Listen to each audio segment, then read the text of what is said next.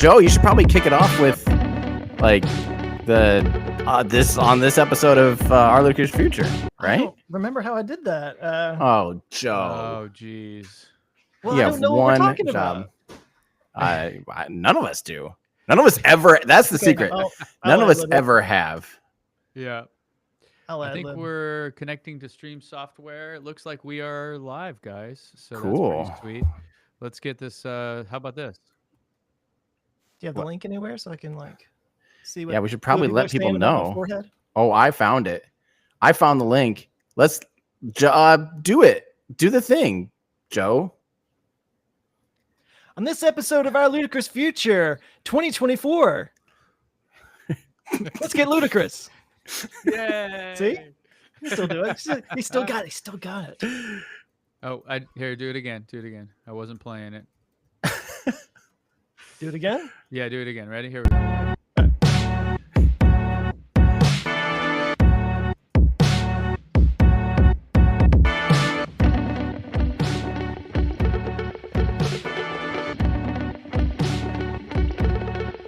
would be when you do it? Oh, this is supposed to go. Hello and welcome to Our Ludicrous Future. This is the podcast where we get together once a year and talk about what happened to us. It happened to us. Life. I'm your intrepid intro guy, apparently. Joe Scott from the Answers to Joe podcast. With me, as always, is Tim Dodd, the Everyday Astronaut Man. It's me, Tim Dodd, the Everyday Astronaut Man. And of course, we've got the incredulous. Is that a good word or bad word? Ben Solons. What's up, Joe? I'm Ben Solons from the Ben Solons YouTube channel. It's a media empire that's not growing very well lately. You've been kicking some ass lately. What are you talking about? Oh, that is true. That is You've true. been doing Things good. have changed. Things have changed. The tides have turned. People like me, Ooh. which feels good. I said I didn't care before. I care. I care. We always knew you We know, cared. The I don't care was just a coping mechanism, and we knew it. We just weren't ready to tell you yet. Yep. Welcome back to Wanting to Be Loved. Thank you. And it's good to be back. It's good to be loved by some people, and then some people not so much. It's good to be hated by some people, too.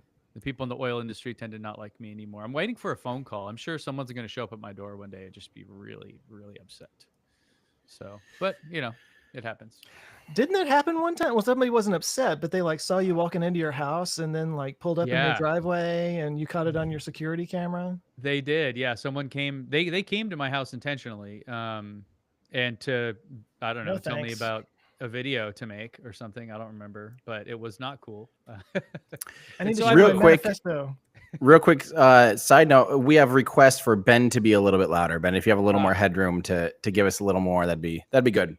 So it's not like anything has happened in the last 365-ish days since we last did one of these year in reviews. Should we just wrap up now? I'll catch you guys later.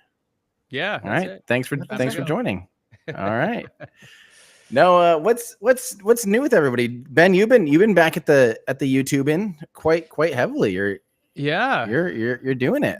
Yeah, man. Things have it was an interesting year. I kind of went through a couple years of self-discovery on YouTube, as they say, finding your voice, and I feel like I finally hit my second stride here where my skill is been doing what I've done in my career is just looking for answers in data. And when I started doing Tesla content, it was all about using what I did professionally as a data scientist to explore Tesla and stuff. And then as more companies came out, I started exploring them. People started to not care as much. People in a lot of spaces, like Apple's a good example. Like Apple fans are hardcore Apple fans. They don't care about anything else. Tesla fans are the same way. Ford fans or whatever. So I started to explore that. Didn't go as well. And then I started to branch out and no one seemed to care about all these other things I did. And then one day I was watching this guy named Sci-Man Dan, who I don't know if you know him or So he popped up on my feed debunking flat earthers. And I thought it was the most hilarious thing. And I thought to myself, man, there's so much misinformation about electric cars and stuff. I could and I didn't see anyone doing that. So I'm like, let me try that.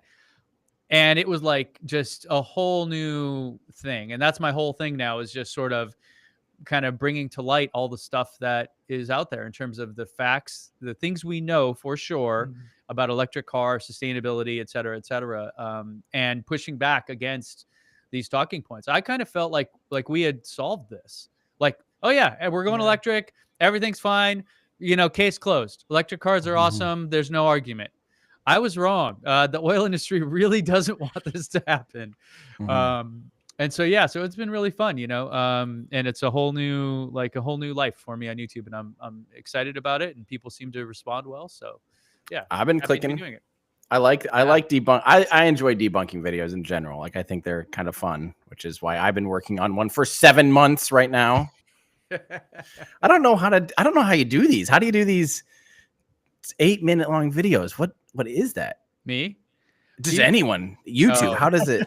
My YouTube button, if I try uploading anything under like 1 hour and 30, it's like, you can't do that. Well, it's probably not better. allowed. You know, the longer watch time you get is better. So my videos have been getting longer and longer, actually. Yeah. I think there's a divide right now. You know, YouTube's pushing shorts so much, and I really feel like they're pushing the super like vertical shorts format, and I think they're also kind of rewarding and like leaning more heavily on the really long. I mean, I'm seeing videos that are 2-3 hours long that get unrealistic amount of attention. I think because they're so long. Yeah. What about you, Joe? What's new? What are you working? What's happening in 2024? Oh, so we're jumping right into the year that was. Into you though, you. not the world, just you. Yeah. It was an interesting year for me. People who follow closely might have noticed that I scaled back quite a bit. I kind of quit doing the podcast interview thing. I kind of stopped doing the second channel on TMI. Both of them I would probably get to eventually go back to, but I don't know. The beginning of this last year was just, my channel was just cratering. It just, my views were literally a third what they were the year before. Same. And I had grown this like huge team around the channel, and the pressure to make every single video perform, or else I'm, losing money. Yeah. Just got to be too much. And so I was like, I got to step back and figure out a better way of doing this. So I'm down to just, there's like 4 regular people on my team. And then I have like people who pay, I pay for like, per project kind of thing. Yeah. And I started reworking like a new way of picking topics, and it started paying dividends in May. And this year wound up being the highest viewed year of my channel while posting fewer videos. So the performance went way up. So I'm like, okay, I stumbled on something that works. Keep doing it. But the really big thing that I worked on this last year, and it's going to be coming out hopefully in the next couple of months, was the oldest and newest project. Do you guys know what I'm talking about there? Mm-mm. I don't think. Well, I haven't really been public about it because it hasn't, come out yet. But there's a video I've been working on for 3 years now. I knew you were working on something forever, but I forget. Keep going. Yeah, the topic is I travel to the oldest and newest places on Earth.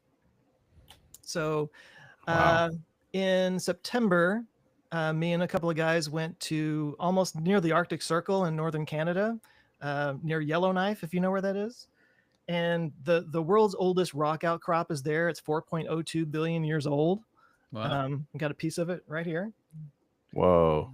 And so I actually got to join up with some geologists from the Smithsonian, and they walked me around and they showed me everything. And I met with one of the people at the local nearby First Nations people who like own the land.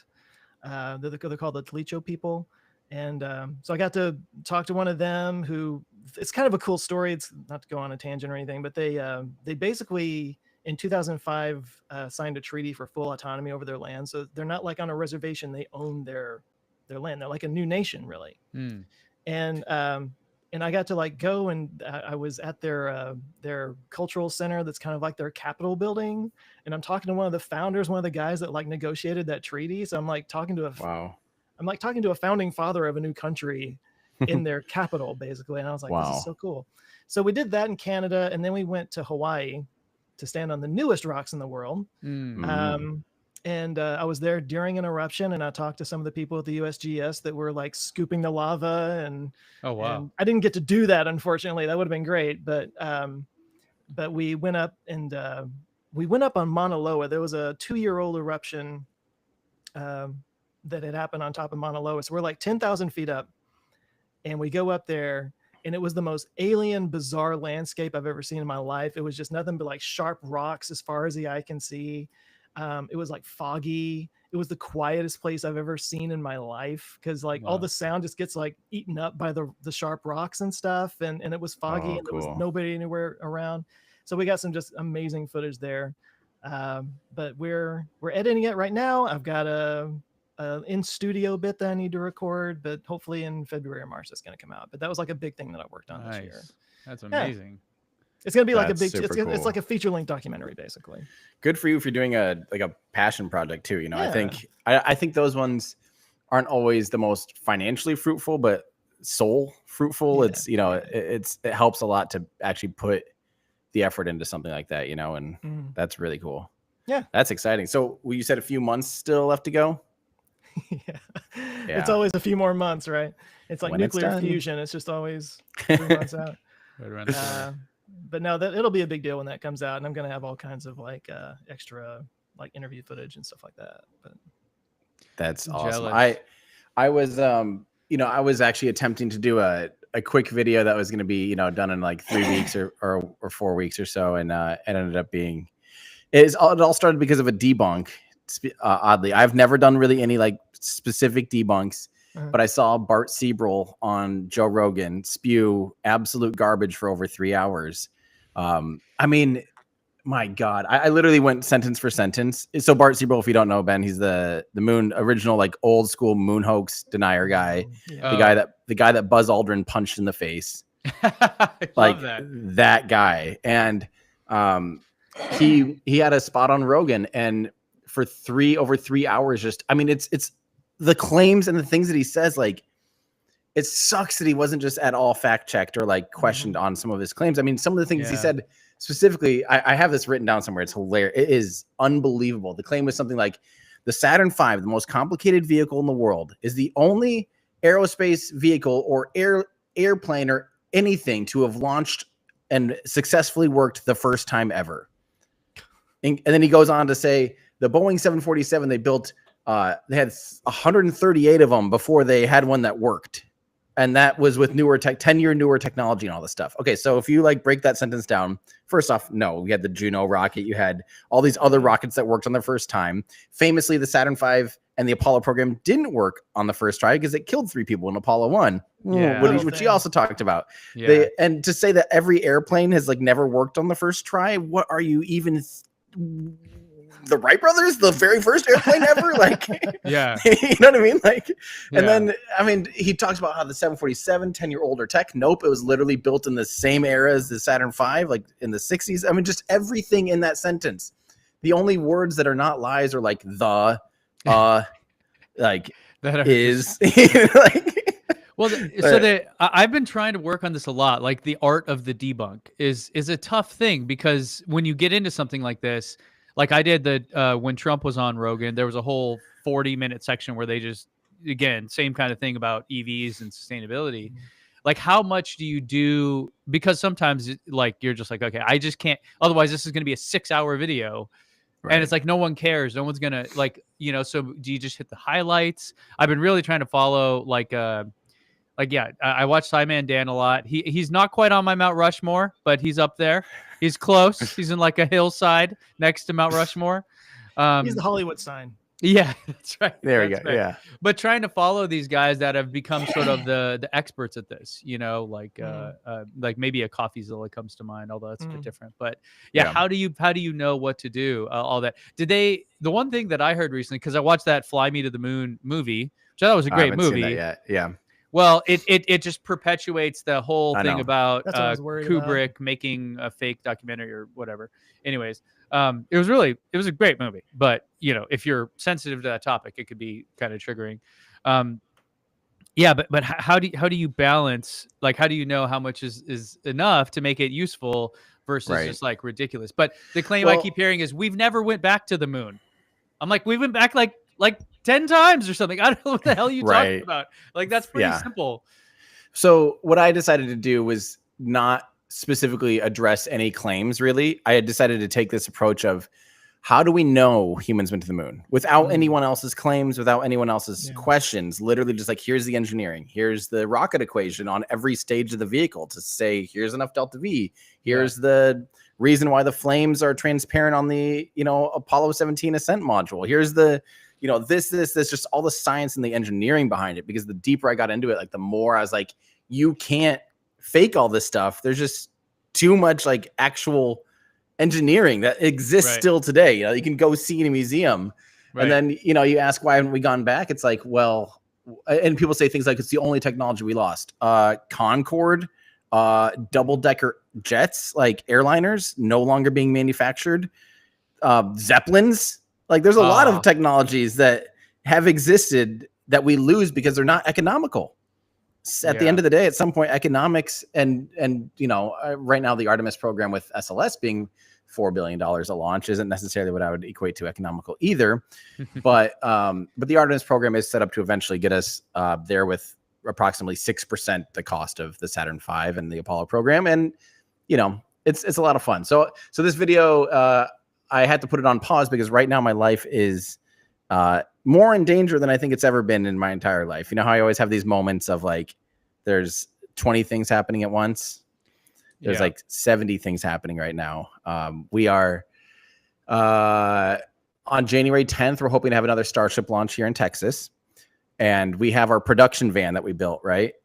Well, the production van is very, let's say, not suitable for more than 2 people in it. And we're running a show, which I'll tell you about in a second, in California that needs 5 or 6 operators. So we just have to expand. So we're putting everything that's in the van in a trailer, and we have to have that trailer done by Starship January 10th, right? And like totally done, totally operational. Then we have to take it from Texas to California, Vandenberg. January 14th, we are running a live stream for a certain YouTuber who's launching a certain satellite. I actually don't know if I can say it, but by those 2 things, you can probably figure out there's probably only one YouTuber launching a satellite these days. Is there anything, can you talk about the satellite? Anything it does? It's a selfie set. Oh, so like a satellite that takes pictures. Yeah, exactly. My kids have watched this video 1,000 times already. So we are the official live stream production for that launch. And so we have to have our stuff well in order, which also means there's a tight turnaround between Starship and then California, which is terrifying. Worst case scenario, my priority is that launch in California. Worst case scenario, we'll do a strip down like live stream or something here in Texas for Starship 7.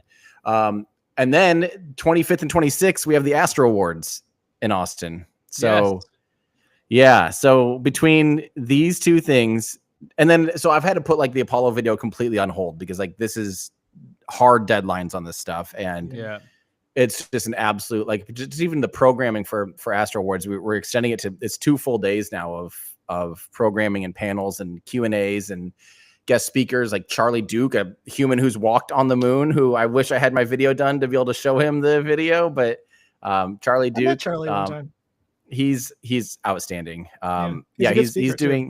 He's doing a keynote, and he's also on a panel. We're having a panel about vintage space versus new space. Kind of a fun, just goofy panel. And then we even have the crew of the entire crew of Polaris Dawn is actually coming and doing a panel as well. So cool. They're the Ben for you that they were the ones that did the spacewalk. Remember when there was like actually when I saw you in San Diego, private spacewalk. I saw you in San Diego. I had to stream that night. And that's what it was. It was the launch of that mission. Got it. I had to stream it from a hotel room. Yep. These aren't the ones that are stuck there currently. No, that's Butch and Sunny, and they're stuck there. Yeah. So that's been my last life has just been leading up to these 30 days of terror. It's like the 8 minutes of terror for like Mars reentry or whatever. Mine's 30 days of absolute crapping my pants and hoping to survive. Busy.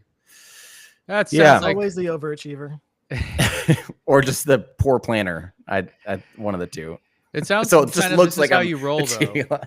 This is kind of how you roll, though. I feel like, as when you reach this elder status that Joe and I have reached, it's like, no. I need to just walk into my office and like click my buttons and then leave. I can't be running around. Kidding me? I know. It's way too much work. I'm going the other direction, actually. Yeah, with you my are. Travels. Yeah, I'm That's trying exciting. to travel, man. I'm trying. Well, we just went.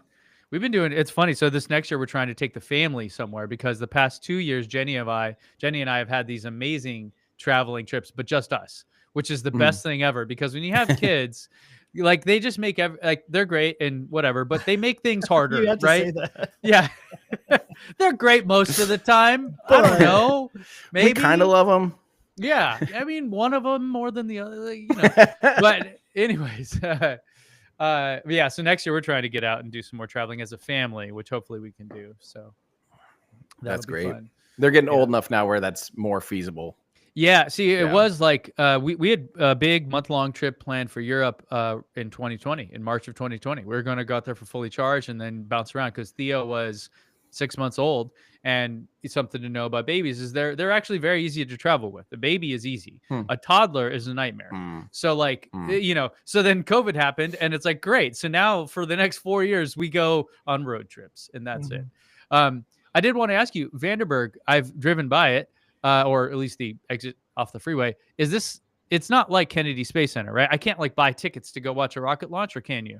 At Vandenberg? Yeah. No, but no, it's actually one of the worst places probably to view a rocket, sadly.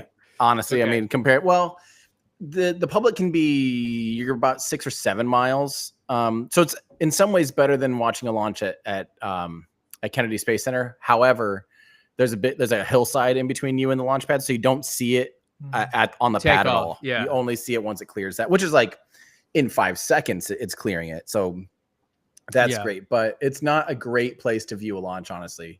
Yeah. But there is a rocket segue time that I'm looking forward to launching. That is going to be the premier rocket launching on the Space Coast in Florida for sure. That Blue Origin's New Glenn rocket is getting really close to launching. It looks like they're not going to launch now until the beginning of next year. But that is, they get it out before the end of 2024. I know they were ripe for an Astro Award if they had got that thing off the ground. I mean, seriously, we literally were debating like announcing and holding off on the announcements of who got nominated until they launched, because that's a big achievement, an orbital rocket of that class. Amazon one, right? The big dog. It's almost as big as Starship. It's huge. Wow. It's really big. And what's cool about watching it from Florida is that it is the closest and most obvious launch pad when you're on like Cocoa Beach and Cape Canaveral. It's all you see when you look north is just it's a massive pad and massive infrastructure, and it's a big rocket. So the public can be only like 7 miles. So other than down here in Texas, when you watch Starship from only 5 miles away or 8 kilometers, that is still the primo spot to watch any rocket, period. But after that, New Glenn launching from Florida is going to be amazing. So I can't wait for that. I can't wait. Dude, I still go back. That one we saw, the Falcon Heavy, with that whole situation was just unreal, man. Yeah. It's like it's only downhill from here, No, like, see a Starship launch, and that will be another level. I still haven't seen. I missed the one catch, so they caught a rocket in October with the tower. You didn't stream that one?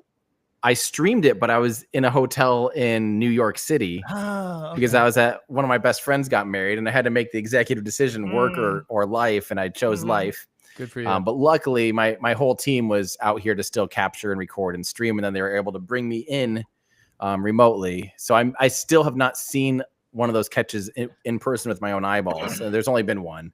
The next one that launched was the 6th, and that was in November. Flight 6, and that was in November. Did they abort or something? They aborted. Yeah. And it was mostly because the tower wasn't happy and wasn't acceptable to catch, but the booster was completely happy, ready to go. And and they had but even that, we could still see it screaming back down. I could see it with my own eyes. The speed at which that thing is falling is really hard to fathom. You just can't believe. I mean, it literally looks like someone took an office building and just dropped it from space, which is basically what this is. Yeah. I always tell people, like, the only landing that I ever saw was that Falcon Heavy launch that you just talked about. And I'd seen a million live streams of the rocket coming down and landing and everything, but when you're actually there watching it, it is literally just falling from the sky at the speed that things fall from the sky. And that was just the Falcon 9 booster. That wasn't the Super Heavy. So, but like I always tell people, like, you got to see it, because it's just it makes it so much more impressive that they're able to do that at that speed. And that's the thing, is that actually the Super Heavy booster on Starship re-enters even faster, like noticeably faster, because it doesn't do an entry burn. So the Falcon 9s and Falcon Heavy, when they're coming, before they really hit the dense part of the atmosphere, they do a big entry burn, which both decelerates the vehicle, but it also provides like a kind of like a shield around it, actually, like during that phase. And so it slows down half, of course, it accelerates again, and then eventually cuts out most of the velocity. But Starship and Super Heavy just is coming in and just falling, and it's just taking all that heat, and you can see the engines glowing and everything from I was always curious about that. I didn't know if that was glowing because it had been burning, a few minutes earlier, or if it was like actually the heat from coming through the atmosphere. So there's still debate within the community of whether or not it's methane igniting, vented methane igniting that's trapped in the engine bay. If it's what exactly it is, I think it's just literally glowing hot red from reentry heat without an ignition source. Personally, it's not the engine's hot, because when they're running, they're regeneratively cooled, and you actually see them go from not glowing in our like telescope footage. You see it not glowing to suddenly glowing, like you see it start. Glowing. I noticed that. Yeah. So it is some external source, either just purely reentry heat from the bow shock, or it's or it is something with an ignition source of methane or whatever. Have they reached orbit yet, or tried? Do you call it orbit? I don't feel like it's necessarily orbit-ish. Orbit. So they've succeeded 3 times now on bringing a Starship back down, but twice completely successfully bringing Starship back. However, it's intentionally not quite reaching orbit by like a tiny amount, by a 5%, so that it doesn't accidentally get stuck in space. Because if this thing goes into orbit and can't deorbit, then you have a 200-ton hunk of metal that's going to uncontrollably re-enter. That's some large space junk. Very big space debris, and it would it's in low Earth orbit, so it'd re-enter within weeks or months, if they did completely. Now, however, the last mission they did relight a Raptor in space. It was the first time they had done an actual zero G, let's light up the engine, make sure we can do that, because that is absolutely necessary to be able to bring it back down. That's cool. So they're still not going fully orbital on this next one. It'll be pretty much the same profile, but it is with a new V2 ship, and some nice improvements on there. So hopefully they have another full success of it. And if they have a full success, we kind of expect them to go for an orbital mission pretty soon here, and actually start even deploying payloads soon after. And they're catching the booster, but not the Starship part, right? Not yet. But are they going to catch that as well, or is that going to land on its own? Nope, they're going to catch that. Catch it. Wow. And I expect that literally probably, if things go well on 7, and 8 would probably be potentially orbit, 9 would probably be potentially orbit. I mean, they might try bringing it back 9 or 10 already and trying to catch it. If the scary thing though is the ship, so the booster goes out over the Gulf and turns around and comes back. It's always overflying the Gulf of Mexico in a completely coordinated, or whatever you'd call it, quarantined, like a section that no humans are in, right? Starship, on the other hand, coming in from orbit, will have to overfly populated areas on reentry. The space shuttle did this, but famously, of course, when Columbia broke up, you did have debris scattered throughout multiple states.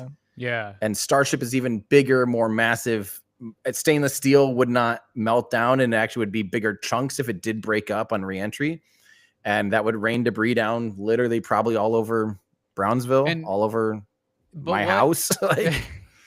But how could they catch them both? Do they have 2 chopsticks? So they will soon, actually. They're working on their second tower and complex that will be able to do that. Okay.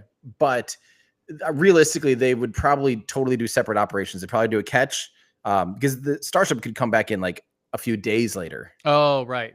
So they could empty out the, the pad and at least get ironically, they actually got the booster down and back on the launch mount very quickly. It was really impressive. I don't remember, but they could probably do it already just for that one time. They had it sitting down, I think, and back on the pad within like 8 or 12 hours. Wow, and that was the first time. So as we know with SpaceX, when they do this type of stuff, the first one takes a while. They're cautious. They gain confidence. They learn new ways to do things. And next thing you know, they'll be catching it and putting it and remounting it within an hour. And by that time, Starship's just starting to re-enter. Like that. I just want this 45-minute flight to Australia. Is what I want. That's all I care about. Everything else is whatever. I don't even in a ludicrous future, that's still that one's still a big ambitious thing, but it would be awesome. Yeah, I think that would be more interesting than I guess for a actual people here on Earth. Going to Mars is great and a big mission and all that, but I think it would be kind of way cooler just to be able to fly around the planet, on a routine basis. Like we have airplanes that we fly on, don't even think about it. What if we could just hop on rockets and do that? Yeah, I know. That would be pretty cool. And it seems, I don't know, maybe that's easier, maybe it's not. I don't know. But going to Mars seems insane and hard and all the problems. It's real quick side note, Joe, just for your FYI, I think your camera's either frozen or you're unbelievably still and a really good ventriloquist. He's unbelievably. Oh, there we go. Okay, he's unfroze now. Maybe he just were so still that it I was just so captivated by what you were saying. The compression just held it. What were you just saying though? You just said what do they call them? Something. Like just flying in rockets around the planet for travel versus point to point. Yeah, like point to point. I remember. That's probably one of the more ludicrous ideas that Elon ever had, right? Because that was in Australia or something when he unveiled that. And everyone was kind of like, then I was like, yes, let's do that. Yeah, we're still. I still debate on just the feasibility of that. Really, yeah. But then again, if they're launching this thing, at the rate that Falcon 9 is starting to launch, it's going to become daily here very soon. I think in the next few years, there's a chance that Falcon 9 is launching every day, and incredibly safely and reliably. But at what point do these things actually become routine and mundane enough to just have citizens just hop on it, fuel it up, and go? And I don't know. Yeah, I think it'll be just like Airplane 2. when they're on this shuttle to the moon and William Shatner's piloting it. Mm-hmm. Oh my gosh. Yeah, I haven't seen the Airplane movie since I was a kid. But now, does anyone? Good. What I'm curious, did we make predictions last year? Ooh, anyone watching live? I don't remember what they were, but it's probably on the channel there. If someone wants to bring those up and whatever it is, we were right about everything. Awesome. Yeah. It'd be fun to go back and look at those. I think that's what we did last year. So I think so too. We need to make a note, like a way to organize this. And come on, can't ChatGPT just figure it out. Well, is there? What podcast are you on? Hang on. Wasn't there a thing that transcribes, like Scribe Buddy or something like that could transcribe our old one? Yep. And we could look for the notes. You're on it already? I'm on it. Yeah. Let me do it. Okay. All right. Okay. You guys keep talking. I love this for us. Joe, with your travels and stuff, did it I don't know, was that nerve-wracking at all, having to bring a crew and just the expense of it gets expensive really quickly to start doing that kind of stuff. I made the conscious decision to not look at the receipts and not worry about what I was spending on it and just be like, look, you've been trying to get this thing made for 3 years. Just do it, Just do it. The thing that I didn't like about it, especially in Hawaii, was I didn't really get to enjoy it because I was working the whole time, and there was Hawaii was kind of a CF because we were trying to arrange I've been trying to arrange some interviews before we went out there, and we failed to get something lined up. So while we were there, we were trying to find interview subjects and stuff, and we didn't have a really solid plan. So I was kind of, heightened anxiety and freaking out the whole time, just trying to, because you only get one shot at this, and as you know, with the launches, you got to get it right the first time. So I I'm glad we did it. It was an amazing experience. I don't feel like I got to enjoy it in the moment. It's only looking back that I'm like, wow, I'm so glad I did that, you know? Yeah. But yeah, like traveling, and I only had 2 people with me, but that it was just a lot of organizing. And on the way in, or on the way out to Canada, my camera guy, Kyle, was smart enough to say, hey, let's check our bags with our luggage in it and carry on the equipment. Just in case the bags get lost, we'd lose all of our equipment, because all of our flights were on different carriers, and it just, you know, we had to go through security at each one of them. So the thing is, though, when you're going through security with a bag full of electronic equipment, it will always get checked. So every single time we stopped, they were like going through the stuff, and they had to repack it all because it was packed just a certain way. And so that was a huge hassle. And I think Cooper, my producer, got like flagged for extra screening. And I think because it was like it was 4 segments of the flight to get there. And and I think because he got tagged every single time. So single, and just like the way it worked out, because we were flying on different carriers and whatnot, we had to go through security at every single stop. He got pulled aside every single time. When we got to Calgary, so when we got into Canada, he actually got like pulled into a side room and interrogated for like half an hour. Dang. Oh no. And so that wasn't fun. No. But most of it was great, and we got to see some really cool stuff. No, that's I love. I want to do. I won't do this, but I really want to do like some longer term. I mean, my Apollo video feels like that, but it's not like I want to go like do some actual like stuff like that where you're going to the places and doing the things. I have 2 that I really want to do in Kazakhstan someday. But it's just financially, like, I mean, there's no way it would make sense really, but. And it's not that tough. That's the hardest thing. Like, okay, someone that is on my Mount Rushmore is Johnny Harris. I just love his content. It's really some of the best, I think, on the platform. And every time I watch one of his videos, I send it to my editor, and he started watching them too. And he's like, he has a team of 11 people working for like 6 to 8 weeks on one video. Yep. And or like his recent one, he traveled to Saudi Arabia to go on the line and see what's going on. Like, I'm just like, how do you? Like, do you have like 1 million Patreon people? Like, how does you afford this? Like, this is major production level type work on this platform. And I'm like, God, and obviously he does really well. His videos get a lot of views, but like not Mark Rober, Mr. Beast level views. Like, you know, 4 or 5 million views is great, but it's not 40 million views. So I don't know how. Is he a former Vox guy? Because all the Vox people kind of come preloaded with like, who is this? Who is it again? Johnny Harris. Yeah. And Cleo Abram is the other one. She was a Vox. Phil Edwards, Joss Fong. There's a handful of them. Dang. By the way, somebody in the comments was bringing up Bobby Fingers. Have you guys ever watched Bobby Fingers? Yes. Oh my God, this is the most unhinged. Maybe not unhinged, but like, well, yeah, unhinged. And he did a video where he made a Jeff Bezos boat. He made a boat out of Jeff Bezos's face. A rowboat. And beautiful. A real one? Beautiful. Yes. Yeah. And randomly he went to Turkey to have one of his butt hairs implanted into the top of his head. For one shot. For reasons. Yeah, just as a gag. Yeah, so his videos just like go off the rails like that, and it's just you never know what he's gonna do. He normally makes like little dioramas, like he's like a seen a special effects guy or something, and unbelievable. He was apparently just on Joe Rogan too, by the way. Maybe that's why he came up and chat. Yeah, I think just like literally the other day, I think he was on Joe Rogan. I saw people talking about it. Well, the one that he put out, I guess it was yesterday, was the Joe Rogan diorama. Oh. So maybe he wasn't on Joe. No, I swear I just saw someone saying he might like have been there to promote it. You know, that's funny. Yeah, and he did one with Adam Savage where then what he does is he does dioramas usually of like celebrities in their worst moments. Like he did Fabio getting hit in the face with a goose on a roller coaster. Yeah. Michael Jackson's hair getting caught on Michael fire. Jackson hair caught on fire. He did Mel Gibson getting arrested drunk. Yeah. The DUI. Steven Seagal getting choke slammed. Yeah. Seagal. Yeah, there we go. Seagal. Yeah, not Seagal.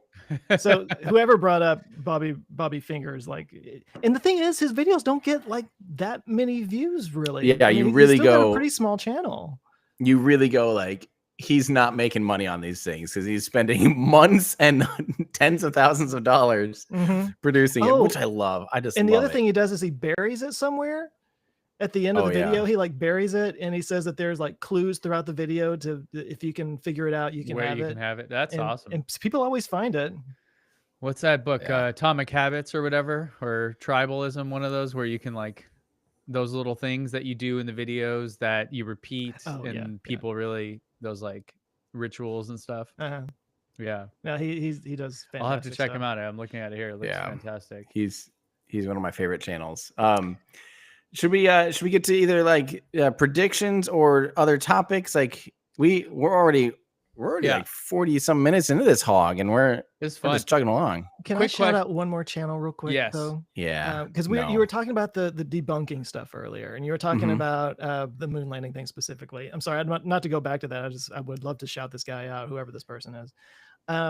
Real quick, I think that specific Rogan interview that you're talking about, a family member of mine like reached out to me and was like, "Can you explain this? Because he's making really good points." And I'm like, "God damn it!" Like, like even if Rogan pushes back, the message still gets through, unfortunately.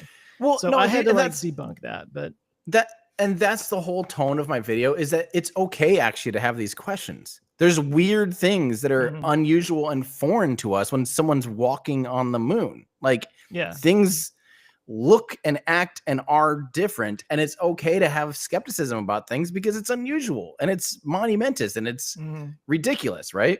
So I kind of take the tone of like treating this as like my dad, who is a sane, normal everyday citizen that is smart, still would have questions, and they might not be like, I'm a conspiracy theorist, but like, this kind of seems fishy. Can you explain this? And it comes from that place. And like, I think taking that tone with this whole video is like, these are okay things to ask. Here's the answers. The answers are even more interesting than these questions. And having just like this library resource is that is my thing. Yeah. So the thing that I hate about most conspiracy theories is that the actual answer is far more interesting. If you actually look at the Apollo program and Gemini and Mercury leading up to it, like, it's a fascinating story. If you take the time to actually look at it instead of just be like, about some conspiracy theory. So that's what I was saying to this relative of mine. And the person that I recommended her go watch, if you haven't seen this, and I don't remember if I ever suggested this to you or not, Tim, I think you'll love it. The channel has the most boring name in the world. It's called Homemade Documentaries. You've mentioned, Well, whoever this person is, and I don't know if it's like an independent thing or maybe they got this from somewhere else, but like they have these, like, how you have like the 3-hour long videos on the Gemini program and Mercury, and he has like one on each Apollo mission. And there was like footage in there I had never seen before. The story is told remarkably well. And I was just like, how can anybody watch all of that and feel like, oh, well, this one picture of the flag's pointing the wrong way and the shadow is weird, so the whole thing is faked. There's just so much to the story that's so incredible and wonderful, and all the sacrifices and all the innovations that were made to make it happen. Anyway, that's definitely the thing that I think people just don't even have a perspective of, is like, they think of the moon landing, they think of Apollo 11, they think of Neil and Buzz, they think of coming down the ladder, and they might think there's about 3 more minutes of footage, and the rest NASA lost. But that story is interesting itself. But there's literally over 3 hours of continual live feed from that mission. And by Apollo 17, they were on the moon for 3 days. And there's hundreds of hours of footage and of continual live broadcast that like, how could I understand where you could be skeptical? You see one little clip and you go, well, but you're discounting the thousands of hours of footage. Discounting the thousands of hours. So exactly. I saw it. Go ahead. I was just gonna say, like, I'm very passionate about this. half of the reason this is taking so long is trying to find all the good quality footage and getting familiar with it, so like, oh, that's Apollo 14 because he doesn't have the stripe on the house, like all this stuff, and trying to find the source footage of it all, and going through hours and hours of content has just taken a long time to familiarize and everything and catalog. So it's unbelievable. That's where I hope AI could have. I mean, I'm still waiting for this. Or imagine you go on a shoot and you have 7 memory cards that you come back with or something, right? And they're all different angles of different things happening. We need something where we just dump that into an AI and it sorts it all out for you. it's like, oh, here's all the angles of this thing happening from and it's all time. You've talked about this for a long time. I know. You yeah. wanted this like, exact thing. Yeah, like even just telling me work. Well, even just telling me what's on there. Yeah, that is true. I don't want to work. But anyways, yeah. So we need stuff like that, because that would really be a good use of AI in terms of what we do, like saving us on time, that making us topic, more efficient. Not to keep bringing everything back to the Astro Awards, but Astro Awards, January 25th, 26th, Austin, Texas. Get your tickets now at astroawards.live. Be there. The thing that we were debating, so we decided not to live stream it, just because our production is like Massive. It's so hard already, and trying to like then live stream it too, and like it's just getting too much for me, and I just wanted to focus on making sure the programming in house was good, and we have like people coming from all around the world, like it's becoming a thing now. I don't want to mess it up. But the ironic thing is, as we're debating like, okay, how do we actually record this, the timestamping thing and the syncing and all of the things actually becomes kind of an issue. So we're debating still bringing our trailer down and using it, because we have HyperDex in it. We have a new Blackmagic solution that we can record 8 channels of 12G, like 4K, 60 frames a second. And it automatically, as you're recording it, or as it's coming into the truck, shows up on a DaVinci Resolve timeline already. Oh, cool. So it's our instant replay system that we're going to start using for rockets. So we can like, as we're watching the rocket, we can cut up replay like instantly. That's how the big shows do this stuff. But we realized like, okay, we literally could probably just use the van again and or the trailer, the production trailer, and it will do what we want, and it'd probably be easier than trying to like mess around with it later, which is so ironic, because I was like trying to avoid exactly that. So it and we're turns probably out going to the wind live up stream. Yeah, the live stream is going to be easier. Yeah, maybe, and we might not make it live, but we'll still cut it up live, and that way, if we need to fix something, we have it all there. But yeah. So that's the fun little tidbit on there. So, it's so funny though. Have you guys? Okay, I have a question for you guys. Have you guys felt?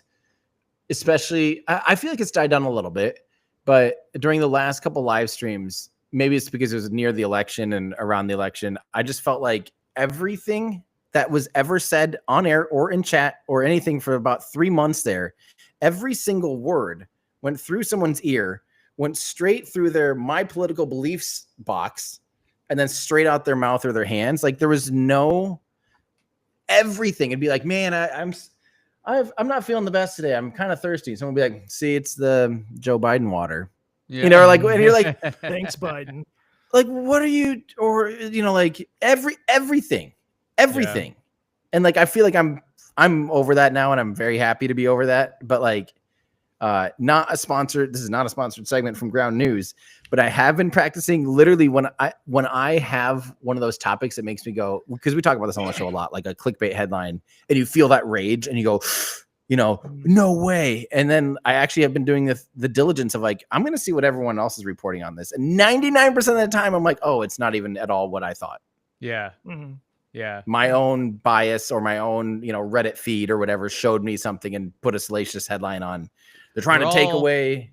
We're all human. I mean, to your point, what I've started doing in the past few years has really been studying psychology, because I think that's what is the source of all this. We can argue facts and different viewpoints and what is the best political strategy for this outcome or that outcome. Those are all, I think, fair things to discuss. But at the end of the day, like, we're all human, and we can't avoid our humanness in our discussions online or in person or anything, our biases and our predispositions and our well, and it becomes tendencies. An identity thing. You say, I am this person, I believe this thing, and then like you can't, once you make that a part of your identity, you can't just separate yourself from that anymore. Another guy on my Mount Rushmore, Dr. Mike, had a guy on his podcast that was a psychologist talking about that, essentially saying that he's been trying to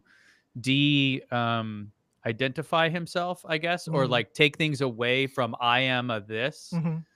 So the things that he identifies as is like, I am a psychologist, I'm a father, I'm a husband, like the most essential kind of simple things, because it does seem to be the more we glom on to different social issues or whatever and make them a part of our identity, even harder is it to escape that. I mean, it truly is. I mean, look at all the things that like you said that come up and people really get excited and heated about, and you're like, well, what are we even talking about here? Like, these are verifiable facts. Like, did we go to the moon? Like, we have things we took back from the moon. Like, we have, like, but we just because people's identities are so tied up in things, it's hard to believe. My dad and I got into a big tiff over Christmas about California, because I obviously live here, and he says, millions of people have left California. It's a ghost town. And I'm like, the lines at In-N-Out are the same as they've always been, dude. I don't know what you're talking about. Where at? In California. Or you mean the line? He's just like, millions of people have moved out of California. And I'm like, well, Dad, we have like data, and we can like look this up. Like, we don't have to fight about some dumb. But because this is a narrative that he's glommed onto, it turns into a thing, So it's one of those things where, like, that's a silly thing to argue about. How are you fighting about that? But I mean, this is why I don't do social media, really. Yeah. Right. Have you heard of a podcast called "You Are Not So Smart"? The guy who does it, his name is David McRaney. I almost said Gerald McRaney, but that was a guy from like the 70s, the actor. Anyway. No, his whole thing is about, he calls it, and honestly, I might lean into this a little bit in my content in the next, years, but he talks about intellectual humility. That nobody says, I don't know anymore. Have you noticed that? Like, nobody just says, I don't know. It's just everybody has an opinion and they have to share it. Yep. And he talks a lot about that. He talked about a thing. I think this is really cool, actually. Speaking of debunking stuff, there's somebody made an AI called DebunkBot. Yeah. And you can go to debunkbot.com, and it's kind of like trained on all the conspiracy theories and stuff. And I think that I tried it out. You can only ask like 5 or 10 questions. I think there's a limit to it, but the people who did it, they did this big research paper on it. And what was really interesting was that it changed people's minds. This doesn't sound like a big number, but it was like 20% of the time. So like 1 out of 5 people that did this had their minds changed. Changing a mind is actually a movable rock half the time. So that actually is pretty impressive. Yeah. But it was saying that, like, again, it's the identity thing. When you're talking to somebody that's on the other side of the political spectrum. Oh, there it is. Yeah, exactly. It's the other person and it's their opinion, and it becomes this, you dig in your heels because the other person is like saying something that you don't like. But when it's an AI that is trained, more neutral, it's neutral, it's trained on all the things, and it just kind of like presents this logical, reasonable rebuttal to whatever the conspiracy. Let's try one. Go home and let's see if we can plug something in. I don't know. It's pretty neat. So I tested it out on one thing that I'm like this far into believing. Here, don't go to test your beliefs. Go home, I think, and actually just run the try now. I think that's what you did. Yeah, that's where I'm at. Okay. Oh, you do have to do some of the. Okay. Yeah, it's got to give you sorry. plate stuff. I'm not a robot. How do you know? Are you sure? You're a robot talking to another robot. What do I do here, Joe? Okay. How do we hack this? How do we hack this AI? Please. Well, I'll tell you the one that I did was the idea that like health companies are suppressing cures to diseases because they could make more money by treating diseases than curing them. Like, I'm like this far into that conspiracy theory, right? So I typed that in there, and it did a good job of explaining like why that's probably not true. And by the way, if you type in a conspiracy that is true, like the light bulb conspiracy or whatever, like it will verify it, because the light bulb conspiracy. Oh, that in the early days of the light bulb, there were only a handful of companies that were making them, and they kind of got together and decided, hey, let's have these things burn out quickly so that people have to keep buying them. Like, they could make light bulbs last a lot longer. Right. But they did that so that people had to keep spending money on it. Planned obsolescence of light bulbs. Yeah. Dang. I mean, it's actually like I'm distracted by Ben trying to figure that this is hilarious. Oh, it did not describe a conspiracy theory. Damn it. Okay, just do flat Earth. Okay, yeah. I believe the Earth is flat. It does want you to give that information about like why you think that, so it can specifically, speak. There to we it. go. because Yeah, see, I want you to get more. an Apollo pin in The Shining. What? Present. Do you know about this? So okay, No, so he's wearing a shirt that says Apollo 11 on it. yeah. So apparently Stanley Kubrick was hired to film a fake version of the moon landing, and Yep. then whatever, and then he admitted it in The Shining by having a certain room number, like room 237 says like Yeah. moon room or something. Yeah. I don't know. It's a conspiracy theory. This is like, and he was wearing a shirt or a pin, or there was something about it that said Apollo 11, and then there were. So that's what. Yeah, kid's wearing an Apollo 11 sweater. Proof. Yeah, Proof. exactly. It's not that was maybe one of the biggest, most culturally hugest moments in all of human history, and therefore that happened like 3 years before that movie came out. Yeah, exactly. Right. Which also he was filming that movie and 2001: Space Odyssey, but still had time to fake hundreds of hours of footage. I think he faked 2001. I don't think that really happened. By the way, if you ever see the movie Room 237, there?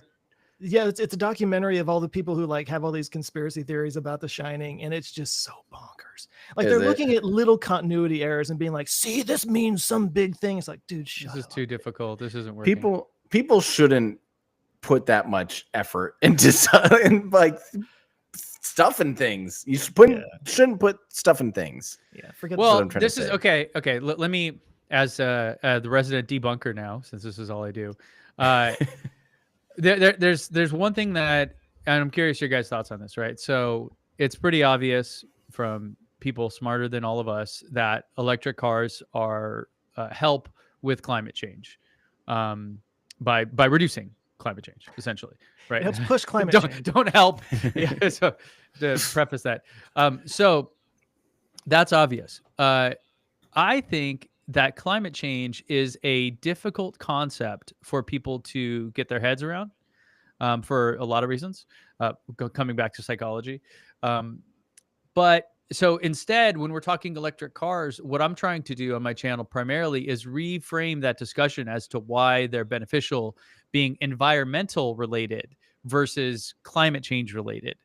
And the difference being, you can see black smoke coming out of that diesel truck and choking up a playground, or you're rolling up your windows, turning the air, trying to get rid of that smell. Or you can see the oil stain in your driveway, and then it rains and that oil goes out to the gutter and who knows what happens, right? These are things that are sort of tangible and obvious that you can see and feel and smell. So I feel like it's much easier to make that connection of like, hey, this maybe isn't the best thing. Whereas climate change is such an abstract concept, and it's still like, is it happening? How do we know? And there's so many things that are kind of like proving the earth is not flat. It's like some people will just, regardless of whatever facts you present, it won't matter.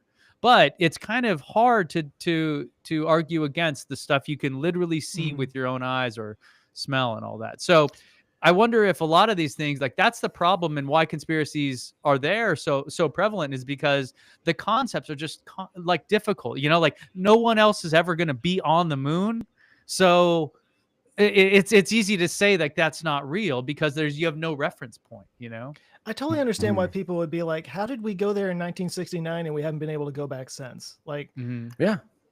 I can totally see how why somebody would be like, wait, what? Yeah, that doesn't make any sense. But yeah, once you dig into it, you realize we had no reason to be there if it was just trying to beat the Soviets. Yeah. It's a tough one. I still think it's funny though. Like the world is moving to electrification of vehicles. I think outside. Here's what I think. Okay, I have a conspiracy theory. Yes, I think that Elon Musk is trying to. Because he's said this for years. He wants to get rid of all incentives or whatever it's called. All subsidies. Not incentives. Subsidies, yeah. Yeah. And I think it's because he knows they can undercut every manufacturer on the planet with Tesla already. You mean if cars specifically? With cars. Because I think they've set up already mass production of cars in a way that if every car manufacturer and if the oil industry and they all had to play this by the same rules, designing and building and manufacturing a Tesla is a lot cheaper than a Toyota Corolla. in my opinion.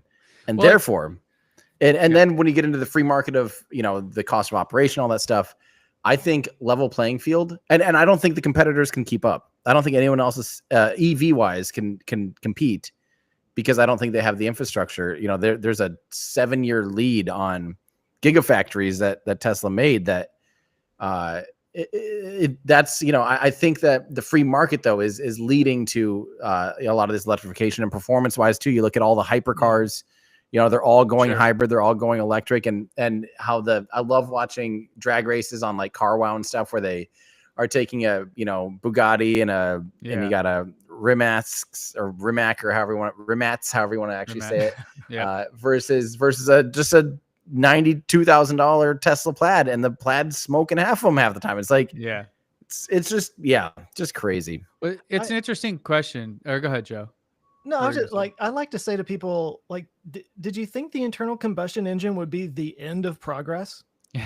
It's just technological progress is what we're seeing here. It's just that got so embedded for so long into the infrastructure that it was hard to kind of get out of it. Yeah, it's an interesting, right. That's a great point, the infrastructure, because in fact, at the turn of the century, 1900, like early 19s, whatever, early 20th century, 2/3 of cars on the road were electric. Right. And at that time, I would completely agree. The infrastructure, in fact, did not quite exist for batteries didn't quite exist either. It could only go to the technology, and meanwhile, refining gasoline and all that was booming, and that's why it took off. Otherwise, we would have been, solely on electric cars going back, over 100 years now. So could you imagine if they had a lithium-ion battery in like 1920 or something? But so the point though about Tesla being able, the subsidies argument is an interesting one. I mean, there's actually a really interesting video I watched that I'm going to debunk, at least part of, from this guy named Adam something, I think is his channel name. Oh, Adam something. Adam something. Adam something. Yeah. Yeah. I think he actually does we're good like, work. oh yeah, Adam something. Well, but I think in the video I tease him a little bit. I call his channel Adam whatever. So I was trying to remember what it actually was. Anyways, he has this whole thing where China essentially is actually the ones that are far ahead when it comes to electrification of vehicles. And every Chinese EV I've seen in person, which is a handful of them now, I would agree. Like, they are far and away better. BYD I don't know. The biggest, right? Like, they're the biggest. Geely and BYD. I don't know who makes more vehicles, but just to give you a sense of scale, last report I saw, over 50% of the cars being sold every month in China are electric. Over 50%, and so that's over like 2 million cars a month or something like that that are fully electric. Tesla is actually a part of that, right? With the Model Y and the Model or whatever they're making over there, Model 3, Model Y. In the U.S., though, so the reason I bring that up, the reason China is able to like dominate this and produce cars at such a cheap scale and all that that are really awesome, is because of the government intervention. 20 years ago, they said, oh, this is the way it's going. We're gonna, and over there, they don't have, I mean, there is sort of a free market, it's debatable in terms of their economic system versus their government system. Anyways, without getting deep into the nuances of that, the point is that they sort of forced the industry's hand and said, you need to start making electric cars, and you need to start making them now. And so 20 years on or whatever, they're incredible and they're great. And they are far ahead even of Tesla. So the government is kind of the one that has to push this along in order for the innovation to really be there. They have to provide the incentives. Otherwise, the companies aren't going to do it. The companies aren't going to pursue these things if there's a really uncertain future for them. Uncertainty, yeah. Yeah. So the government needs to provide that in order for the companies, the private companies, to innovate. And so that's really what the idea was behind the $7,500 tax credit and all that. Just like the same incentives going back 100 years for the oil industry, right? That really incentivized oil production because they were unsure if this was going to be a good industry. So they spent, and I did the math on it, since 1970, around $500 billion in subsidies to the oil industry. And that's not like fake subsidies of like environmental damage and stuff like that. That's like actual dollars and tax breaks to this industry. So if we were to get rid of all those subsidies, I think we would fall even further behind as a country. And so really, I think when that argument comes up, the concept of a free market sounds great, but what you lead to is just things that work today, not things that would work in the future, because there's not really any incentive to pursue those. Not a safety net. Yeah, and there's no, so like if we want to compete in the future in terms of whatever industry you pick, we have to have some reassurances to those companies making those big bets. Because not every company has a mega billionaire with unlimited money that just says, I want to do that, you go do it. So I think that's where I stand on that. I would love for gas to be $12 a gallon, because people would be forced to go electric, right? And we'd see huge benefits for that. But I don't think it's realistic. Except our shipping on Amazon would become $38 for a thing of toothpaste, Same with tariffs in those situations. I mean, you have to buy more Rivian vans. Yeah, there's a lot of, so there's so much to it, right? When you're talking at that scale. In fact, there was all the big automakers in the U.S. wrote a letter to Trump saying, please don't get rid of the EV incentives, because they've already made multi-billion-dollar investments. And if you screw the pooch here, it may be pushing us back further. Yeah. And sooner or later, like Zeekr with the Z is a company that's a Chinese company making luxury EVs, which are, if you've ever seen them, like they're mind blowing. I think I have seen. Like it's crazy what these. Anyways, they're building a plant in Mexico, so that would fall under the not NAFTA, whatever it's called now, the USMCA, or I don't know, whatever it is, whatever the Trump version of the NAFTA was that they renegotiated. So, bang, Chinese EVs in the US that are made in North America. That again would be far cheaper and everything. So it's one of those challenges where, I mean, it's kind of like a chicken and an egg. Like, we want to compete in this, and if we want to compete, we need subsidies.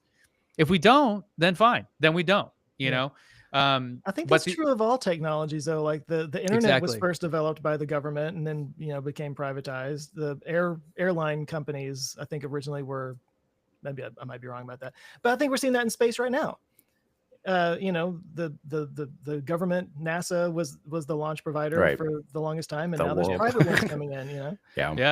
So the government, you can't take away government intervention. I would say that, like, there is no true free market system anywhere in the world. There is always some rules and regulations guiding how, like, for example, look at the FDA. Guardrails almost. Yeah, like the FDA is a good example, right? Like, even if you think I can make peanut butter sandwiches and sell them, great. But if they're killing people, then the FDA is going to shut you down. That's not a free market, right? The market should decide that, not a government agency. So it depends how far people want to take that argument. But it really, the EV incentives are peanuts compared to what the oil industry's had. And if we got rid of all of them, it would just be economic chaos. Like, I don't think, you forget cars. I mean, oil is used in every single thing that we have, right? Yeah. From our, chapstick to our tires, to our clothes, to our electronics, Can we really quick bring up that topic of when there's really devastating hurricanes and everything shut down, that it was actually people, like, the gas stations also stopped working, and the ability to get gas in these stations because the highways were shut down and no one could go anywhere except for people that the power came back on pretty quickly, and or people had like their own power generation and everything were completely fine. Yeah, we're reaching that point, where it's feasible for people to take control of their energy and their transportation. It's pretty cool. Yeah, I thought that was pretty funny. That was like always an old trope, is like, well, in a hurricane, the EVs are going to be stuck on the interstate. It's like, no, actually, it's quite the opposite, standing, really. And they're the ones that don't, that you don't waste, you don't have a lot of latent waste energy if you're just sitting there in traffic for 4 hours, not moving. Yeah. You don't have an engine idling. You can sit there. I mean, they can run for days if you're not moving. The biggest energy suck is when you're trying to haul a vehicle down the highway at highway speeds, and that takes a lot of energy. Yeah, I did a video on this because there was some guys talking about Hurricane Helene or Milton or one of them, and how all these Teslas were catching fire, which wasn't true. There was like one case, and it wasn't obvious as to even when. Anyways, it was kind of fake news-ish. But those guys were talking about hurricanes and all that. And I have a friend actually that just moved from San Diego to that area in Florida that was affected during that hurricane. And so I included a video he sent me. His name's Kaz, and he has a channel called Cyberlift. He does these like FSD test drives. He does Uber, and he does like FSD with Uber and all this. Anyways, really cool channel. Go check it out. But he sent me a video of a line, miles long to get gas at a whatever, and him and 5 other people supercharging and like in and out on their way. And then eventually they ran out of gas and there's still people charging, so even if electricity is not down, it's still a much more plentiful resource than gasoline, and look at the 1973 oil crisis as an example. I mean, it's not that long ago that we really struggled with this. So I agree. It is weird that this narrative exists. Right. And I guess that's why I'm so passionate and so like excited about my job now, because my job is essentially to try to educate Beat people up and Scotty clear that Kilmer. up. That's your job. I guy. I actually admire Scotty so much. You'd have no idea. His EV stuff is just, he's 70 years old. He's mental faculties aren't, he hasn't thought deeply enough and had enough time to think deeply enough about EVs to get it right. But man, the way his channel to me, I love so, like, he has 15 videos all with the same title and the same thumbnail. And it's like, rest in peace, Scotty Kilmer. Right. Or like a terrible day for Scotty Kilmer. And it looks like it's his view. I swear to God, he has like 15 videos and they all have like millions of views. And I'm just like, what is this? Hey, he knows more than we do. That's I gotta what I'm start saying. doing that. That's what I'm saying. All my titles for my videos now are what I call psychologic engine optimization. It's not SEO, it's PEO, because the title has to just be playing at your heartstrings. It has to be going, what? No way. Oh my God. It doesn't have, because if I did, hey, guess what? Electric cars are good in hurricanes. No one's clicking on that. Right. But if it's like, I almost died, and you're like, what? What is that? I have to click on that and see that. We're not all that entertaining. So. No, we're not. Also, like, just when you were talking about the power going out and stuff, and we had that deep freeze, I guess it was in 2021 over here. I got all these social media posts that were like, "Oh, how you liking that EV, Joe?" And I was like, actually, it's been kind of great. Yeah, because I made sure it was charged before the storm hit. I would go out and sit in my car and warm up. It was the only warm place in our house. I could do that without killing myself with carbon dioxide in the garage. That's pretty. That's not nice. a bad thing. Yeah. Yeah. So I mean, like, actually, it was a lifesaver. Yeah.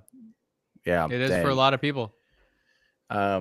Should we talk predictions and stuff? And or did we didn't find how we did last year, did we?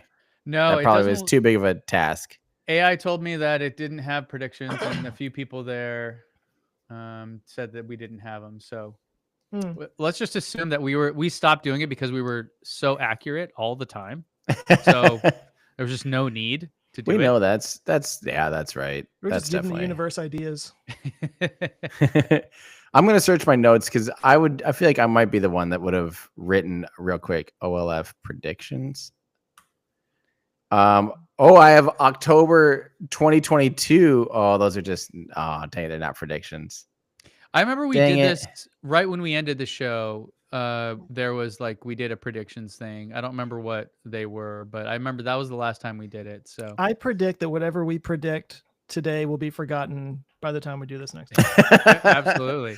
Well, hold on. Let's do this a different way. We got to start off. We never officially said like what was your biggest, like the biggest thing for you in 2024, and then let's go for what thing are you looking most forward to in 2025. We don't have to make a prediction.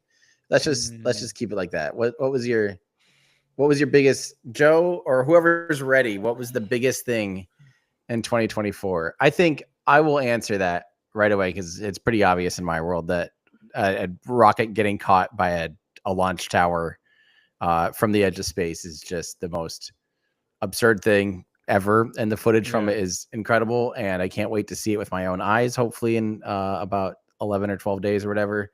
That I think that was the biggest, most crazy, ambitious, and oh my gosh, it could actually work thing. And if it keeps working and eventually becomes routine, like that is a crazy world that we're living in. Yeah. Ludicrous future for sure. A ludicrous future. Sorry. I'll go. Yeah, I guess for me, the biggest thing for me was making that switch to focusing on debunking stuff and because it's Ben, we're talking events, bud. Give us the biggest the event of Cybertruck? 2024. To be fair, I thought Yeah, you were we didn't talking even about talk about personal stuff. Cybertruck. Those are actually properly on the road. I see them all over. I tried to throw trash in the back of one the other day because I thought it was a dumpster. I wasn't really sure. It just You and the raccoons. Yeah. Oh, seriously? That would be hilarious. No, have you seen that? No. Okay, I don't. I mean, look, Raccoons trying to get in there because because they think it's a media. trash I don't know can? how true it was, but yeah. No, it was saying that like there were like claw marks on the back of somebody's Cybertruck because a raccoon was trying to get into it. Oh Yeah. my god! Now maybe he had something back there that the raccoon wanted. Who knows? But Yeah. Wait. Speaking of animals and Teslas, real quick, total tangent. Last night, so I just landed in Harlingen last night, which is just north of Brownsville, like a good almost like 45 minutes to the studio. And Andrew was driving, our producer, and one of the guys helping us build the trailer. And this is at like almost 1 o'clock in the morning, and all of a sudden I'm just yelling exploits very loud because I'm in the passenger seat and I'm seeing what I can only describe is a moose in Texas crossing the road. Literally, I can only describe it as a moose. And he slams on the brakes and swerves. I mean, we were so close, mud got flung up on the windshield because it was like running. That's how close we were to hitting it. I mean, insane. We got it on Sentry mode or whatever, the dash cam thing. And we were talking to people about it, trying to figure out like, what was that? And Andrew's like, it had to have been a cow. I'm like, that was not a cow. I'm like, it had to have been like a deer. Chupacabra. It was huge. And coming to find out, it's an invasive species called the nilgai. Nilgai, Nilgai. And it is enormous. It literally is like moose sized, and it comes from India. It's an invasive species that someone had a bunch of, and someone said, hey, you can't have those. So they just let them out in southern Texas, as one does. According to the internet. And we almost smoked it last night. Wow. Largest antelope. Like tiny little horns? The male can weigh about 280 kilograms, 600 some pounds, Yeah. That's what we almost smoked last night at almost 1 a.m. Just ran straight. Oh, it was terrifying. Because it's at that height where the body would be like coming right over the hood and just straight into the windshield, You're just picturing. So there's a lot of land in Texas, obviously, and there's a lot of like wildlife preserves out there where they get exotic animals from all over the place. It doesn't really surprise me, but I'd never heard of this before. I'd never heard of it either. But we figured it out, and they're all over down here. Like there are more tigers in Texas than there are in India or something like that. That people keep wild or in captivity. Well, in captivity, I guess. Yeah, that's crazy. Okay, sorry to have totally ruined your Cybertruck rant. Or discussion with that. They exist. I was wrong. I didn't think they would ever actually come to fruition. You didn't ever think they were going to happen. I thought it would be so limited that it just wouldn't be like I wouldn't see them on my way to dropping my kids off at school every day. Right. And I absolutely do. In fact, we have a game where we're driving and we find a car every color of the rainbow. And then we have to find a Cybertruck as well. A silver, it completes it. Is that the pot of gold? Yeah, I guess. It's just a dumb game to keep the kids occupied while we're going. But yeah, it's they're everywhere. And I mean, I don't have anything nice to say about it still. but I was wrong. It does actually exist. Now that it's been on the road for about a year, realistically, what is everyone's thoughts on it? Well, Joe, why don't you start? Here's what I don't like. And okay, let's start with the bad. Touched on this a little bit. I hate that they're so politicized. It's become like a statement of identity to have one now, and a statement of who you support or whatever to have one now. Which I did not see coming in my. No. Yeah. I mean, we were at that's the only Tesla event I've ever been to was a Cybertruck launch. Yeah. Way back when. Mm-hmm. And I remember all of us just being like, what the hell is that? But Tesla has over the years surprised me in the way that they do something that at first you're like, what? And then like it becomes a thing. And everybody kind of starts doing it. Like the big screen on the Model 3, everybody was like, what? And now every car you get into has a giant ass screen in it. Yeah. So there was a part of me that was like, I think it looks crazy, but who knows? Like maybe that stainless steel DeLorean type thing will come back in some way. I still have absolutely no use for them.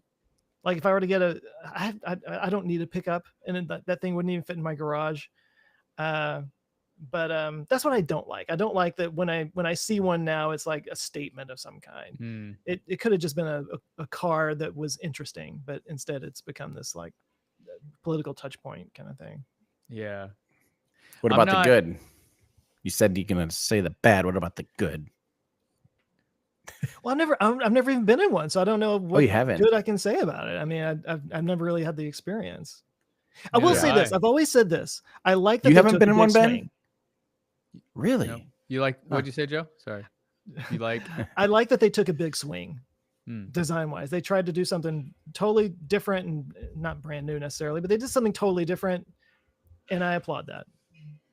I think it got quirkiest car of the year from Doug DeMuro, which, I mean, how could it not? Yeah, I would hope so. Pretty simple. So I've been in a few of them now, and I really like being inside it, other than the stairs and the occasional flip off or everyone getting their phones out thing. Because when I rode in a friend's in, was that June or something? Midsummer. It was still just it's getting more normal now. I think the average person has probably had a decent chance of seeing one at some point now. But even then, people were just had no. And actually, the first one I rode in was at Astro Awards last January, when it was like, that was one there. We saw that was the first one I've seen in person that was a production vehicle on the streets. And to be in it, every human that saw it was staring and getting their phones out and crashing into stuff. So it was like seeing a celebrity in the wild or something. 100%. But I gotta say, the inside is amazing and the tech is amazing. And and we said this when we sat after the event and talked about it.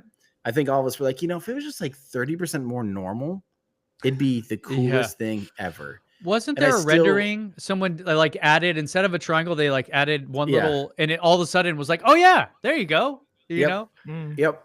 And I still wish it was just a touch more conventional and not so polarizing in that regard. And then on a consumer level, I wish that it had 50% bigger battery pack and was 30% cheaper to be anywhere near competitive with what I think it should be. You mean how it was described when it was launched? Yeah, because that's the thing, is like the Silverado EV, so I'm now a truck owner. I bought a used Rivian. Yeah, I know it's wild. And it's been great. I love it. It's an awesome vehicle, but I do tow with it, and we try to take a boat out to a lake. Like our family has my uncle has like a place up in Okoboji, Northwest Iowa, and it's by car, it's 3.5 hours. It took 5.5 hours towing a boat to get there. And, if you had a proper size, big old fat honking battery, like a 230 kilowatt hour battery, like what's in a Silverado, that would have been no big deal. Probably could have done that in one go.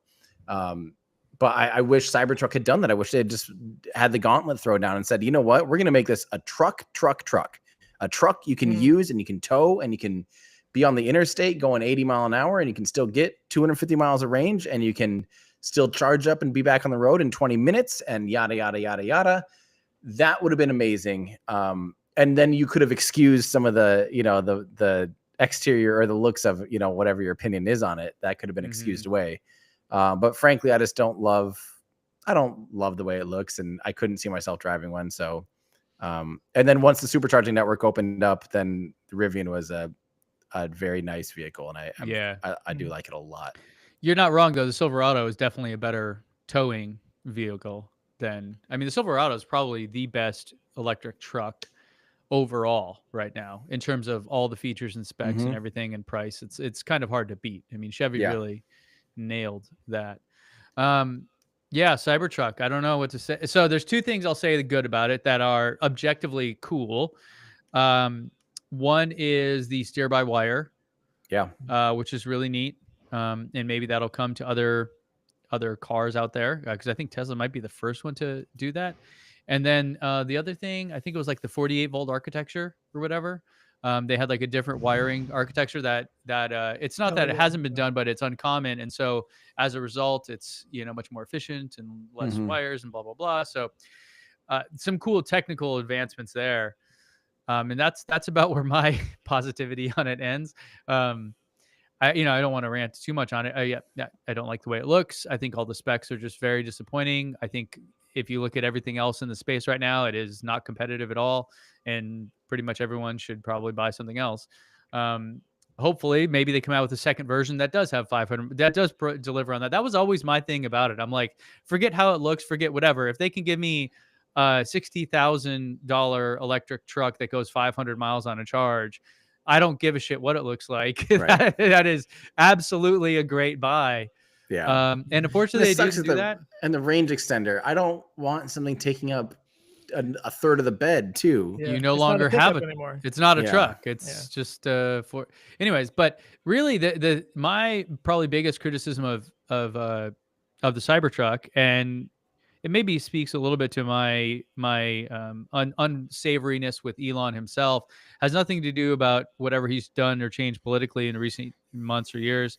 It's much more about what he's done to Tesla and how Tesla, is dominating still the world in terms of car sales. Like the Model Y was the most popular car sold in the world last year, beating out the Toyota Corolla. That's insane. That is absolutely insane. I mean, when I started looking at electric cars and covering them, to think that the most popular model sold would ever be electric would be, I'm thinking 20 years out, not like 6 years out. So, man, they absolutely are crushing it with that. And then the Cybertruck, I felt like was sort of a pet project, and maybe, it'd be like a super niche thing. I would love if they delivered on the specs, but made it 400 grand. And so when you did see one, it'd be like, oh shit, like that's really something. Yeah. But instead you're kind of like, what? You're trying to actually sell a lot of them? Just make a regular truck that people want. And right. So anyways, or and aspire then, to. Yeah. And so the Cybertruck is one of my complaints about Elon's leadership at Tesla. This is one, I feel like it was a pet project that didn't really move the needle forward. And then Cybercab and Robovan are also, and then the humanoid robot, whatever it's called. I was gonna say, nobody's talked about the Cybercab. Yeah, and then also even full self-driving, like Tesla with Elon's direction has absolutely bet the farm on these things. And not to say that they won't come to fruition, but like I just don't know if it's the right path. Maybe now with his affiliation with Trump, he'll be able to push forward some of these things like the self-driving and all that. So I don't know. Maybe there's some real good strategery happening there. But that's Cybertruck is one of those things that sort of like, it pains me a little bit because I see it as like pulling away from the greatness that Tesla could even like beyond where they are now. They could really reach to all kinds of new heights and truly, truly dominate the auto world. But they're sort of being, tugged in a direction that I don't feel, they should be, I guess. But I'm not in charge. So what the hell do I know? Full self-driving, the promise of full self-driving has been painful. But I personally think that eventually it will absolutely, I mean, just imagine in 100 years, do you think we're going to have fully self-driving cars and robots? 100%. Who's going to be the first to get there is going to be a race that someone can win. And I think the best way you do that is by having millions of vehicles with AI, machine learning chips inside them, literally mapping out the universe that we're in and doing all these things in real time right now. Like, I think that is the way that you're going to win that war and be the first to actually do that. But it just sucks that it's been since like 2016. Yeah, these things will be driving themselves fully autonomously. You can just fall asleep. Don't do that. You don't need to do that to sell this. The fact that people just like repeat him when he says it's going to happen next year. I'm like, he's been saying that for 8 years. How can you just say that without giving that context? Yeah, no, it's totally true. I mean, that's my beef with it. It's not that I don't think it's a worthwhile effort. I just don't think you should bet the whole company on it. While stagnating your mainstay, like the Model Y. I mean, maybe it's getting a Juniper update. I don't know. People won't really notice, right?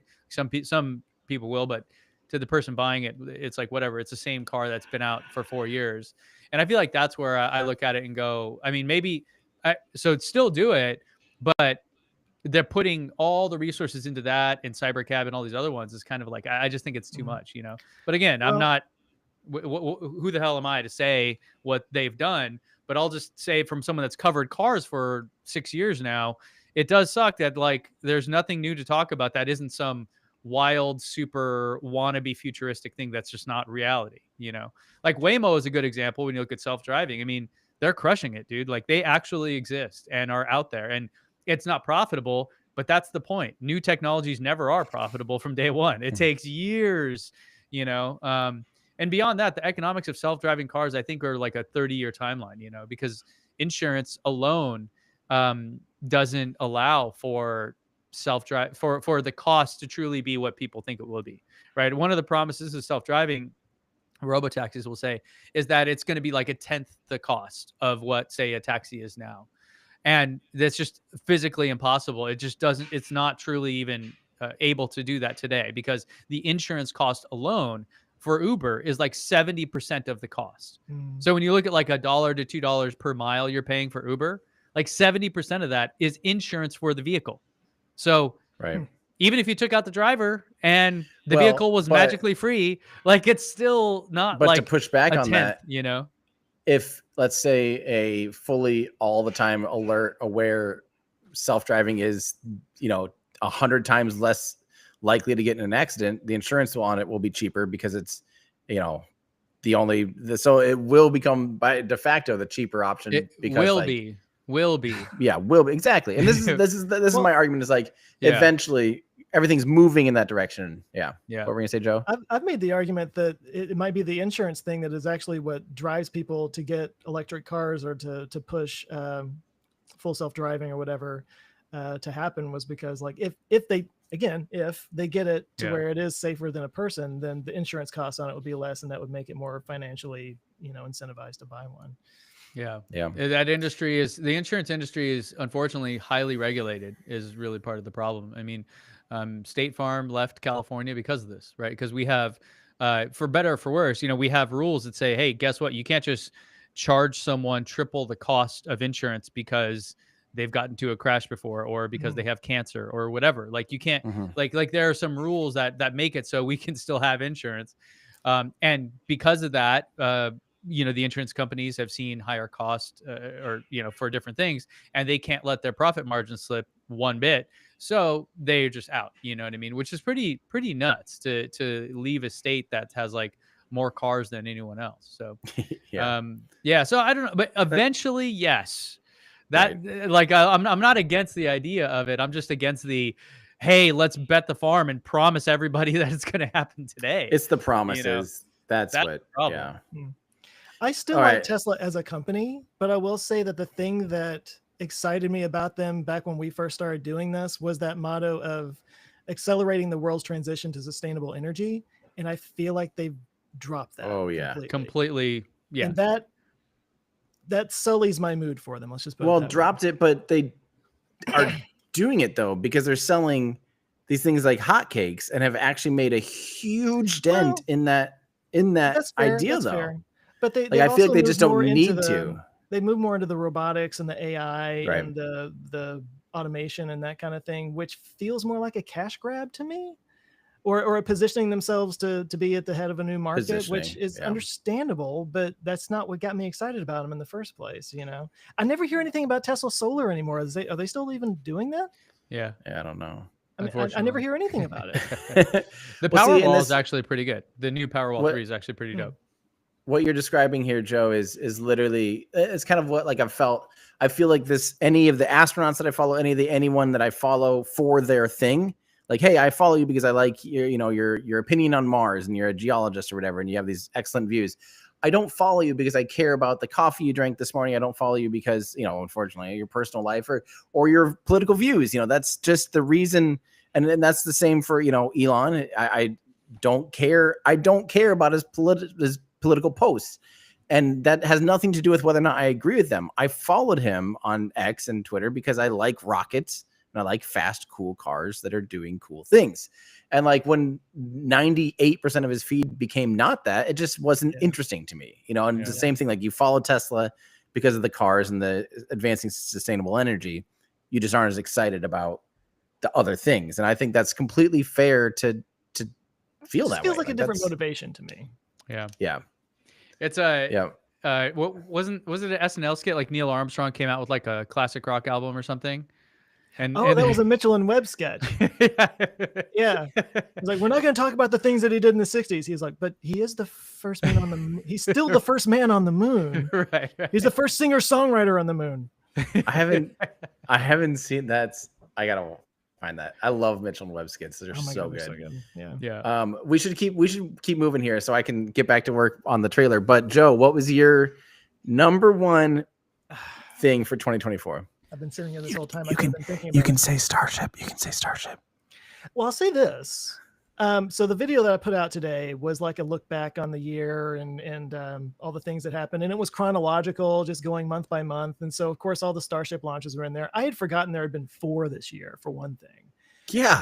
And also just almost looking 5 at the progress that was made on each one of them, I was like, it just really stood out to me, just kind of looking at it in one piece like that. I was like, the one back in March where it re-entered and just chewed up the flaps. Like I'd never seen anything like that. It was like somebody was like a blowtorch, just like welding through it. Not welding, but cutting through it. And then the next one, it did a little bit better. And the next one did a little bit better. And then they caught the freaking booster. And I still love SpaceX, and I love watching them progress on these things. It's an amazing company, and nobody talks about Gwen Shotwell enough. She's an awesome CLO. I'm still blown away by Starlink. For the record, I was just at my dad's place, and I'm just like, this is the coolest thing ever.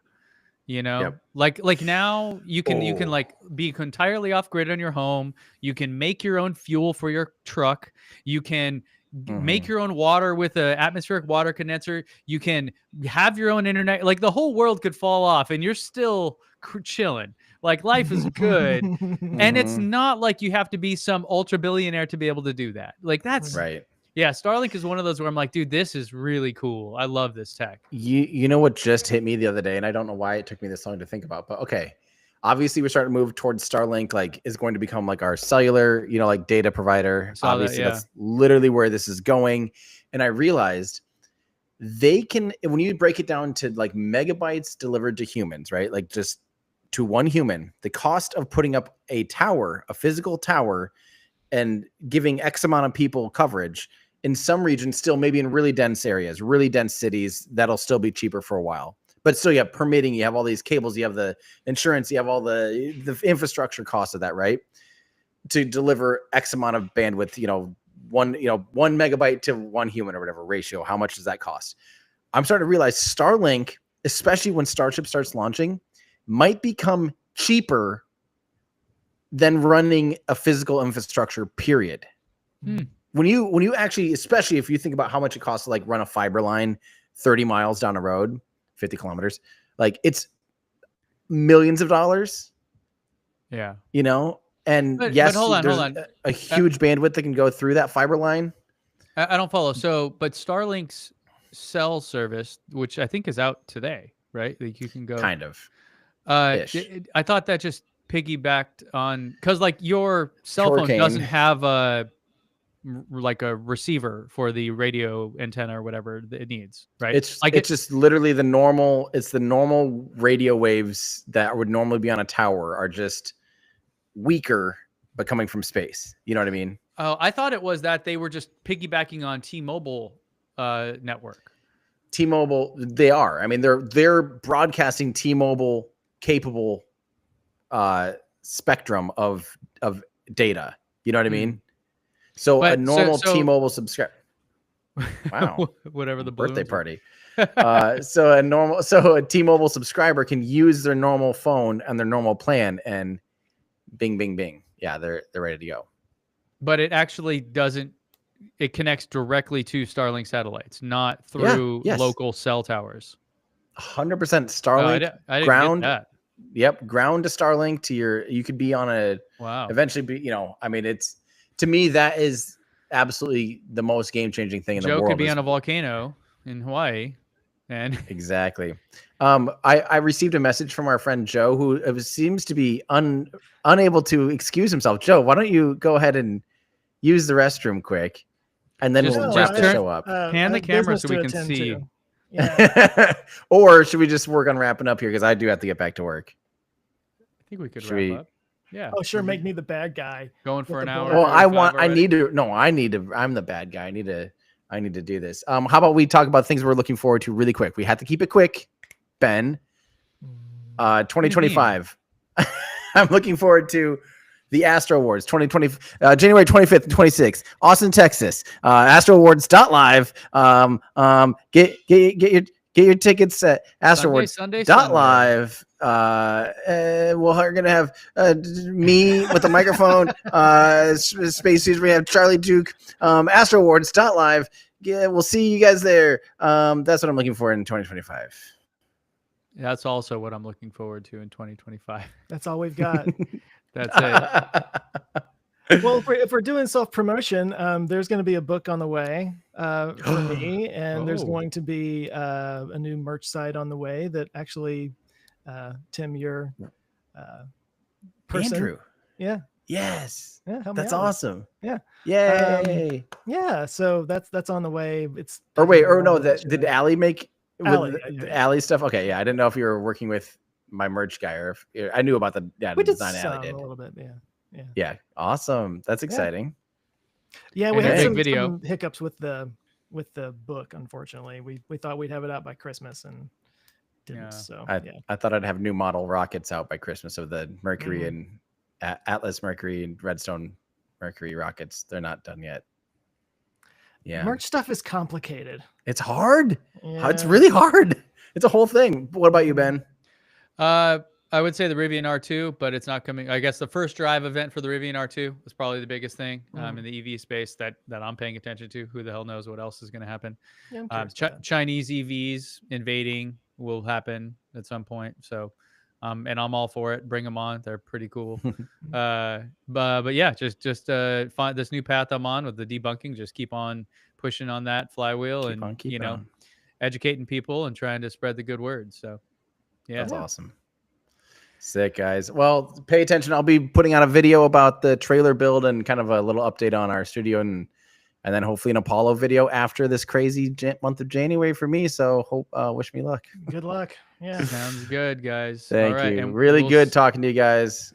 Miss you, boys. I love you guys. And I'm sorry we don't get to see each other or talk to each other as much or any more than we do, but it's always the best day when we do. So I know. Well, are you guys able to come down to Astro Awards? I know, Ben, you're talking about it. Joe, you went last year. I should be able to.